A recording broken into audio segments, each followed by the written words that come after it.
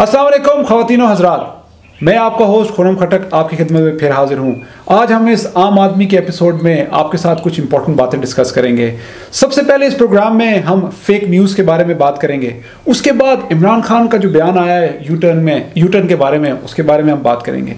शाहिद अफरीदी ने भी कश्मीर के बारे में कुछ जिक्र किया है, उसको भी हम देखेंगे कि आम आदमी उसको किस नज़र से देख रहा है या उसको वाकई देखना चाहिए या नहीं देखना चाहिए। उसके बाद हमने जुल्फी बुखारी के बारे में बात करनी है और ओवरसीज़ पाकिस्तानी क्या सोचते हैं इस बारे में, उसको भी थोड़ा सा हम डिस्कस करेंगे। तो इस सारी बातों के लिए हम आपसे मिलते हैं एक ब्रेक के बाद। खटक साहब, सबसे पहले हम डिस्कस करेंगे फेक न्यूज़ के बारे में। क्या कहते हैं आप फेक न्यूज़ के बारे में जो आजकल सोशल मीडिया पे भी और हमारे इलेक्ट्रॉनिक मीडिया पे भी चल रही हैं?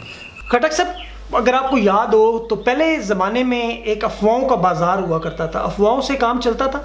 आजकल इसे फेक न्यूज़ कहा जाता है। मसलन कि पीटीआई ने एक शराब की बोतल और चर्च की इजाज़त दे दी। पीटीआई की एक रुकने असम्बली ने इसराइल के बारे में करारदाद पेश कर दी। आसिया को हॉलैंड भिजवा दिया गया। एहतजाज के दौरान एक गमला भी नहीं टूटा। अच्छा, हुकूमत ने 300 से कम यूनिट पर लोगों से बिजली के नर्ख बढ़ा दिए। पेट्रोल की कीमतें 20 रुपये से बढ़ गईं।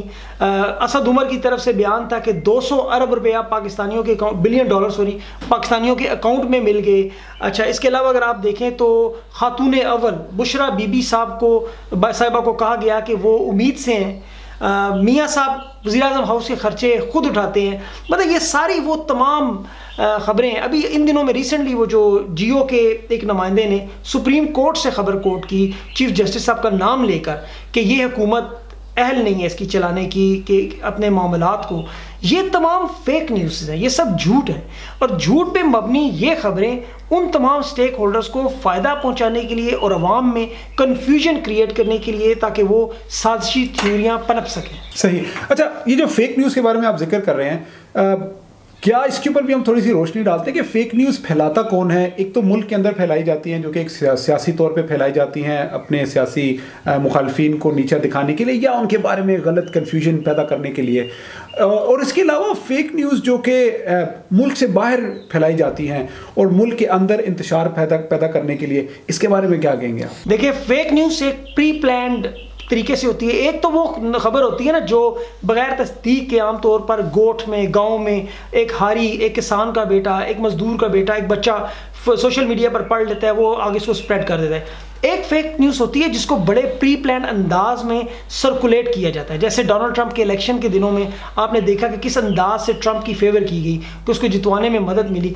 इसी तरह ये फेक न्यूज़ फिफ्थ वॉर का हिस्सा है जिसके तहत वो ये साबित करते हैं कि जो लिबरल फाशिस्ट हैं, जो दुनिया में पाकिस्तान से बाहर बैठे हुए वो लोग जो पाकिस्तान आर्मी के खिलाफ हर वक्त बोलते हैं, वो बड़े तरीके से लोगों का ज़हन प्रागंदा करने की कोशिश करते हैं कि किस अंदाज में आर्मी जुल्म कर रही है, आर्मी ने ये कर दिया, आर्मी ने वो कर दिया। ये इस अंदाज में मिसिंग पर्सन के केसेस को जानकर हाईलाइट करेंगे और फेक न्यूज़ स्प्रेड करेंगे। अभी आपने प्रोग्राम के शुरू में बात की वो दावर साहब की, तो वो भी आप देखें तो शुरू में किस अंदाज में फ़ौरन पश्तीन जो था, मंजूर पश्तीन, उसके लोगों ने फेक न्यूज़ किस अंदाज में स्प्रेड कर दी फ़ौरन कि जी आर्मी ने उठा लिया, ये हो गया। बाद में पता चला वो तो अफगानिस्तान में था।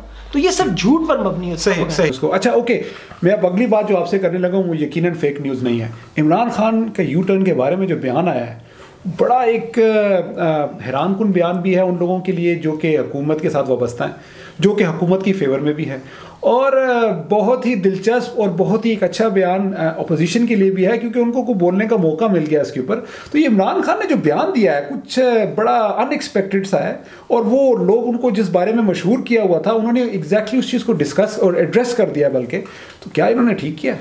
देखिए, मैं अभी आपके स्टूडियो में जब आ रहा था ना, तो रास्ते में मैंने देखा 3 जगह डाइवर्जन लगी हुई थी। उन्होंने, जब आप सीधे रास्ते पर आ रहे हैं, उन्होंने रुकावटें लगाई थी, मुझे चेंज करना पड़ा उस गली से, उस रोड से करते करते 20 मिनट का फासला मेरा 45 मिनट का बन गया। जब आपके रास्ते में डाइवर्जन आती है, जब आपके रास्ते में रोड चेंज होता है, तब्दील होता है, तो फिर आपको उस हालात के वाक़यात के साथ तब्दील करना पड़ता है। मिसाल के तौर पर जो लोग नहीं अपने आप को कामयाब लोग जो आप देख लें या कामयाब कंपनियां देख लें, अगर वो अपने आप को हालात और वाक़यात के मुताबिक तब्दील नहीं करते तो वो फिर माजी का एक हिस्सा बन जाते हैं। नोकिया फ़ोन आपको याद होगा 3310 32 वगैरह वगैरह हर एक के पास था। आज कहाँ है नोकिया? इसलिए कि उन्होंने अपने आप को तब्दील करने से इनकार कर दिया। ٹچ فون کا زمانہ آیا, نوکیا نے اس ٹیکنالوجی کو ایکسیپٹ کرنے سے انکار کر دیا کہ لوگ کہیں گے کہ یو ٹرن لے رہے ہیں یہ اپنی بات سے. لیکن ہوا کیا, آج نوکیا آپ کو نظر نہیں آتا. حضرت علی کا ارشاد ہے, میں نے ارادوں کے ٹوٹنے سے خدا کو پہچانا. عمران خان صاحب نے شروع میں جو ارادے کیے ہیں, جو انہوں نے ایک دکھایا کہ میں کرپشن کو ختم کروں گا, میں ملک سے قرضہ نہیں مانگوں گا, میں جن باتوں پہ اپوزیشن انہیں یو ٹرن کے تانے دیتی ہے, وہ تمام باتیں خان صاحب کا ارادہ تھی اور وہ نیک ارادہ تھا. آپ اور میں اس چیز پہ ایگری ہیں. اب راستے میں جو رکاوٹیں آ رہی ہیں وہ بہت بڑی رکاوٹیں ہیں. مثال کے طور پر خزانہ بالکل خالی ہے, آپ کے پاس تنخواہ دینے کے لیے پیسے نہیں ہیں, آپ کے پاس قرضے کی قسطیں کٹھی ہوئی ہیں, آپ کی حکومت صرف 70-80 دن کی مہمان ہے, آپ ابھی سٹارٹ کیے ہیں. آپ مجھے بتائیں ایک ریئلسٹک اپروچ میں, ایک سینسیبل اپروچ میں, عام آدمی کے حساب سے آپ کیا کریں؟ آپ کیا اپنا رخ تبدیل کر کے قرضہ مانگنے نہیں جائیں گے؟ آپ جائیں گے. آپ دوسری طرف کرپشن پہ جو لوگ آپ جن کو آپ پکڑتے ہیں, انٹرنیشنل پریشر آپ پہ بڑھتا جاتا ہے, تو کیا آپ تبدیل کریں گے؟ نہیں کریں گے. حالات اور واقعات سے اپنے آپ کو, اپنے ارادوں کو, اپنے پلانس کو ایڈجسٹ کرنا. آخری بات کرتا چلوں, قائد اعظم محمد علی جناح کانگریس میں آئے تھے اور یہ اپنا ایک ویژن لے کر آئے تھے کہ میں کبھی بھی کانگریس سے نہیں ہٹوں گا, کیونکہ وہ ان کا رہن سہن, ان کا ایک سسٹم تھا, ان کا لوگ ان کو مطلب کہتے تھے انگریز ہیں. قائد اعظم نے یو ٹرن لیا تاریخ کا سب سے بڑا, اور مسلم لیگ جوائن کر لی. مسلم لیگ جوائن کرنے کے بعد قائد اعظم محمد علی جناح نے پاکستان بنایا. تو حالات اور واقعات کے مطابق بدلنا یو ٹرن نہیں ہے. یو ٹرن کیا ہے؟ قطری خط ہمارا نہیں تھا, مے فیئر ہمارا نہیں تھا, عدالت میں کھڑے ہو کر ہمیں استثناء دے دیں, وہ تقریر میری نہیں تھی, زمین میری نہیں تھی, جائیداد میری نہیں تھی, میرے بچے میرے نہیں. مطلب یہ یو ٹرن ہے جو آپ اپنی ذات کے بارے میں کہہ رہے ہیں. جو پالیسیاں آپ بدلا رہے ہیں تو آپ فیصلے تو زلفی بخاری ایک اوورسیز پاکستانی بھی ہیں, ان کے پاس دوہری شہریت ہے, ان کا کیس آج کل سپریم کورٹ میں چل رہا ہے. میں آپ سے جو بات کرنا چاہ رہا ہوں, ایک عام آدمی جو ملک سے باہر بھی رہتا ہے, ضروری ملک سے باہر کوئی بہت عمرہ ہوں, جن کے پاس بہت پیسے ہوں, وہاں پہ بھی ایک عام آدمی رہتے ہیں, لوگ محنت کے لیے آتے ہیں باہر, اپنے روزگار کے لیے آتے ہیں, بیوی بچوں کو پالنے, اپنے خاندان کو پالنے آتے ہیں. ان کے بارے میں ایک ایسی بات کرنا کہ جی ان کی محب الوطنی پہ شک کرنا کہ وہ کتنے ملک سے پیار کرتے ہیں, نہیں کرتے. اگر ان کو کوئی عہدہ یا ان کو کوئی اس طرح کی ذمہ داری سونپ دی جاتی ہے جو کہ آئین اور قانون میں بھی اس کی پابندی نہیں ہے, تو کیا ہمیں اس کو واقعی نکال دینا چاہیے کہ نہیں؟ تو کیا کہتے ہیں آپ زلفی بخاری کے بارے میں؟ دیکھیں, دوہری جیسے ہم دو باتیں کی, ایک زلفی بخاری اور ایک شہریت. دوہری شہریت جو ہے سوتیلی ماں کی طرح ہے. جیسے آپ کے والد صاحب, میرے والد صاحب, یا کوئی دوسری شادی کر لیں اسلام میں جو جائز ہے, تو کیا پھر ہمیں اپنی سوتیلی ماں کے ساتھ سلوک عزت, احترام اور ادب سے نہیں کرنا چاہیے؟ بالکل کرنا چاہیے. ہماری سگی ماں جس نے ہمیں اپنی کوکھ سے جنم دیا, اس کا رتبہ اپنی جگہ, جنت اس کے پیروں میں. لیکن جہاں سوتیلی ماں ہے اس کا بھی رتبہ, اس کی بھی عزت احترام ہم پر واجب ہے. سوتیلی ماں کی طرح یہ اوورسیز کے لوگ ان ملکوں میں رہتے ہیں. اب کبھی کبھی یہ مائیں ظالم بھی ہو جاتی ہیں, جیسے عرب کنٹریز میں اکثر سوتیلی ماؤں کا واقعی سلوک اس طرح ہوتا ہے. لیکن یہاں پر جو لوگ رہتے ہیں یہ اپنا تعلیم, تجربہ, اپنا ہنر, یہ یہاں پر محنت کر کے عام پاکستانیوں کی نسبت 2-4 قدم آگے نکل جاتے ہیں. ایسے میں یہ لوگ اپنے وطن کو کبھی بھولتے نہیں ہیں جب انہیں کوئی موقع ملتا ہے. میں نے دیکھا زلفی بخاری, آپ نے اس کی بات کی, وہ ایک ایلیٹ کلاس کا بڑا پڑھا لکھا اور بڑی ڈیسنٹ فیملی سے ہے. آپ اس کی ہسٹری چیک کریں, گوگل کر لیں, میری بات اگر نہیں مانتے, اس کی ایلیٹ کلاس. اب میں دیکھتا ہوں جب زلفی بخاری کی تصویریں ہیں اور وہ کبھی کہاں بیٹھا ہوتا ہے, کبھی کہاں بیٹھا ہوتا ہے, ایک طرف اس کا وہ لیول اور سٹینڈرڈ جو میں دیکھتا ہوں, دوسری طرف وہ, آپ مجھے بتائیں جہاں 1 پاؤنڈ پاکستان میں 200 روپے کا ہو, زلفی بخاری نے کیا کمانا ہے وہاں سے؟ وہاں پہ کس کمپنی کے ساتھ اتنا بڑا بزنس ہوگا کہ جو زلفی بخاری وہاں سے پاؤنڈ کمائے گا؟ وہ تو انگلینڈ میں لوگ جاتے ہیں, پاکستان سے جاتے ہیں, دنیا میں جاتے ہیں, وہاں جا کے پیسہ کماتے ہیں, کنسٹرکشن کا بہت سارے کام ہیں.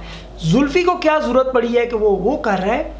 وہ special adviser to prime minister ہے, نہ یہ عہدہ سینیٹر ہے, نہ وہ پارلیمنٹیرین ہے, نہ اس نے کوئی حلف اٹھانا ہے. یہ عہدہ آئین اور قانون میں اس سے ہٹ گیا ہے. کیس چونکہ کورٹ میں چل رہا ہے, سپریم کورٹ, اس پہ ہم زیادہ بات نہیں کر رہے, لیکن کوشش یہی ہے کہ زلفی بخاری اپنی عمران خان صاحب کے ساتھ جس آج خان صاحب جہاں پہنچے ہیں, اس میں بہت سارے لوگوں کی محنت شامل ہے. جہانگیر ترین ہے, علیم خان ہے, زلفی بخاری ہے, اور بہت سارے لوگ ہیں. کچھ لوگوں نے پیسہ لگایا ہے, کچھ لوگوں نے اپنی جان مال لگایا ہے, کچھ لوگوں نے سوشل میڈیا پہ ان کے لیے کام کیا ہے. ہر شخص نے اپنی اپنی وسعت, اپنا اپنا کردار ادا کیا ہے. کل آپ اگر پرائم منسٹر بن جائیں, آپ مجھے جانتے ہیں, آپ مجھے جانتے ہیں 20 سال سے, آپ کو پتہ ہے میرا تجربہ, تعلیم, کیا آپ مجھے کوئی عہدہ نہیں دیں گے کہ آپ کو پتہ ہے میرے اندر پاکستان کی تڑپ ہے؟ ایسے اگر میں بنوں تو کیا میں آپ کو یا اپنے کسی ایسے ڈیزرونگ دوست کو نہیں بلاؤں گا؟ جی بالکل صحیح کہہ رہے ہیں. میں تھوڑا سا اس میں ایک اور بات بھی ہائی لائٹ کرنا چاہتا ہوں کہ جو کہ ہم اوورسیز پاکستان, جس طرح آپ نے بتایا کہ اوورسیز پاکستانی کی مقبل وطنی پہ شک کیا جاتا ہے, میں تو یہ سمجھتا ہوں, جتنا میں نے دیکھا ہے کہ اوورسیز پاکستانی جو صبح سے لے کے رات تک یہاں پہ محنت کرتا ہے, بلکہ رات سے صبح تک بھی محنت کرتا ہے, مگر جب بھی پاکستان میں کوئی تکلیف ہوتی ہے تو اس کا دل دکھتا ہے, وہ پاکستان کے بارے میں سوچتا ہے. میرا نہیں خیال کہ کوئی بھی ایسا لمحہ ہو جب اس نے پاکستان کی فکر نہ کی ہو. تو ایسے میں جب, اور پاکستان پہ جب اتنی مشکلات آتی ہیں اور فائنینشیل مشکلات بھی آتی ہیں, تو انہوں نے بڑھ چڑھ کے اپنا حصہ ڈالا بیچ میں. تو اس وقت وہ میرے خیال میں پاکستان سے عزت کے علاوہ اور کچھ نہیں چاہتا. اس پہ یہ نہ شک کیا جائے کہ شاید وہ جو ہے نا وہ پاکستان کے لیے اتنا محب وطن نہیں ہے جتنا کہ کام پاکستانی ہے. دیکھیں آپ دنیا میں دیکھ لیں, جہاں بھی پاکستانی جاتے ہیں, کیا کوئی شوق سے, کیا ہم لوگ, آپ لوگ, یا دنیا میں کیا ہم لوگ اپنے شوق سے, اپنی محبت سے پاکستان چھوڑ کر تو آئے نہیں. ہماری مجبوریاں تھیں, کوئی مستقبل میں, کوئی روزگار میں, کوئی بہتر اس میں. لیکن آج اگر ہم یہاں بیٹھے ہیں تو کیا آسٹریلین میڈیا میں کام نہیں کر سکتے اگر ہم نے کام ہی کرنا ہو؟ اگر آپ بیٹھے میں بیٹھا ہوں اور ہم لوگ اور ہمارے جیسے لوگ کر رہے ہیں کام, تو کیا ہم لوگ آسٹریلین میڈیا میں کام کر کے پیسے نہیں کما سکتے؟ ہم لوگ جو اگر اپنا ٹائم, اپنی انرجی دے رہے ہیں تو اس کا مطلب ہے ہمارے اندر تڑپ. ویسے آپ کی بات بڑی اچھی ہے, اور میں اسی پروگرام کے توسط سے حکومت سے بھی بات کرنا چاہوں گا کہ تھوڑا سا اوورسیز پاکستانی کے قانون میں تھوڑا سا اس کو نظر ثانی کی جائے کہ ایسے نہیں ہے کہ ہم سارے بالکل ہی جو ہے نا وہ پاکستان سے محبت نہیں کرتے, اس کو دیکھنا چاہیے. ابھی دیکھیں زلفی نے ابھی اپنے کانٹیکٹ سے ہی ابھی جو قطر کی وہ 1 لاکھ جابز آئی ہیں, 1 لاکھ پاکستانیوں کی جابز کا مطلب ہے کتنے, 60-70 لاکھ. ایک گھر میں 6-7 لوگ ہیں. اگر ہر فرد وہ وہاں قطر سے پیسے کما کر اپنے خاندان کو بھیجے تو یہ 60 لاکھ لوگوں کا روزگار ہے. اب زلفی نے اپنے تعلقات کی بیس پر یہ کام کیا ہے, تو کیا غلط کیا ہے؟ کیا اس نے کوئی کانٹریکٹ لے لیا اپنے لیے یا کچھ کر لیا؟ یہ چیزیں میرے خیال میں جب سپریم کورٹ جائیں تو چیف جسٹس صاحب چلیں تو تھینک یو ویری مچ. اور میرا خیال میں زلفی بخاری بھی کوئی اور چیز نہیں, کوئی ڈیفینس کی بات نہیں کر رہے, کوئی اور داخلہ نہیں ہے, وزیر داخلہ نہیں ہے, وہ بھی اوورسیز پاکستانیوں کے لیے ہی کام کر رہے ہیں, جو کہ وہ خود بھی اوورسیز پاکستانی ہے. تو وہ ان سے زیادہ کس طرح, کون ان سے زیادہ بہتر سمجھ سکتا ہے. اچھا جی, اب میں پروگرام کے آخر میں آؤں گا. ایک افسوسناک خبر جو پچھلے دنوں ہمارے سامنے آئی کہ جو ایس پی طاہر داوڑ صاحب تھے, ان کی شہادت ہوئی. ایک عام آدمی بہت زیادہ ڈر گیا ہے. ایک تو وہ افسوس میں بھی بہت زیادہ ہے کیونکہ ہمارے ایک پاکستانی ایک آفیسر, اس کو اسلام آباد میں کیپٹل سے اٹھایا جاتا ہے, اس کو پتہ نہیں دہشت گرد اٹھاتے ہیں کہ دوسرے ملک کی ایجنسیاں اٹھاتی ہیں. تو ایک عام آدمی ڈر گیا کہ اگر اتنے بڑے آفیسر کو اٹھایا جا سکتا ہے اور وہ پھر راتوں رات وہ یہاں سے پاکستان سے اس کو لے جایا جائے افغانستان میں اور پھر وہاں پہ اس کی شہادت کر دی جائے, تو ایک عام آدمی تو بہت ڈر گیا کہ اگر میں کسی کی نظر میں آ گیا تو مجھے تو میرے ملک کے لوگ کیسے روکیں گے, یا میری ایجنسیاں مجھے کیسے سنبھالیں گی, یا کس طریقے سے اس کی پریونشن ہوگی. سب سے پہلے تو جو لوگ کہہ رہے ہیں ایجنسیاں ہماری ناکام ہو گئی ہیں, ان کی اطلاع کے لیے عرض ہے کہ انگلینڈ میں جو کہ ماڈرن کنٹری ہے, MI5 بہت بڑی ایجنسی ہے, بڑا بجٹ ہے, وہاں پہ رشیا نے اپنے ایک پرانے جاسوس کو اس کی بیٹی کے سمیت پرائم منسٹر کے گھر سے تقریباً کوئی 150 کلومیٹر دور ہے یا کتنا ہے, اس کے راستے کے دوران اس کو مار دیا گیس سے. بڑا ایشو بنا, پرائم منسٹر نے بڑی بات کی, آپ کو پتہ ہے ورلڈ وائڈ بنا ہے. تو یہ بات ضروری نہیں ہے. اس کے علاوہ بھی جو بڑی ایجنسیاں ہیں, جو بڑے کنٹرول ہیں, جیسا کہ پاکستان میں تو آپ کو پتہ ہے بہت سارے لوگوں کا سٹیک ہے, تو وہ سب لوگ کوششوں میں لگے رہتے ہیں اور ایسے میں وہ کبھی کبھی کامیاب ہو جاتے ہیں. آپ دیکھیں امن بھی تو ہوا ہے نا کتنے عرصے میں. تو ایسے میں اللہ نہ کرے, داوڑ صاحب بڑے دلیر آدمی تھے, فرنٹ پہ انہوں نے کام کیا ہوا ہے, تو ان کی آلریڈی دشمنیاں بھی بہت تھیں جو اس طرح کے جو ایکسٹریمسٹ ہیں. ایسے میں ان کے ساتھ اس طرح کا واقعہ ہونا, انہیں اپنی سیکورٹی کا, ان کی سیکورٹی کا لوگوں کو خیال کرنا چاہیے تھا, کیمرے شیمرے ٹھیک کرنے چاہیے تھے, جو مسائل ہوئے ہیں وہ آئندہ نہیں آنے چاہیے. شہریار افریدی جو ہیں وہ بھی نئے وزیر مملکت ہیں, ابھی ایک تو ان کے پاس پورا وہ ہے بھی نہیں اختیارات, لیکن وہ کام کر رہے ہیں کافی. امید ہے انشاءاللہ آئندہ ایسا نہیں ہوگا کیونکہ اب الرٹ ہو گئے. اور دوسری بات آپ کو بتاؤں کہ یہ بھیڑ کی کھال پہن کر بھیڑیے نے کام کیا ہے, سامنے سے آ کے نہیں کیا, اسی لیے مشکل ہوئی. بہت شکریہ جی. پروگرام کے آخر میں آپ کو یہ بتاتا چلوں کہ یہ جو ہم ساری ڈسکشن کر رہے ہیں ایک عام آدمی کی نظر سے کر رہے ہیں. آپ کے خیالات اس سے تھوڑے سے مختلف بھی ہو سکتے ہیں. اپنے فیڈ بیک سے ہمیں ضرور آگاہ کیجیے گا. Thank you very much. انشاءاللہ آپ سے نئے پروگرام کے ساتھ بہت جلد حاضر ہوں گے. اور اس پروگرام کے آخر میں سبھی کاظمی کا بھی شکریہ ادا کرتا چلوں. تھینک یو ویری مچ اور السلام علیکم.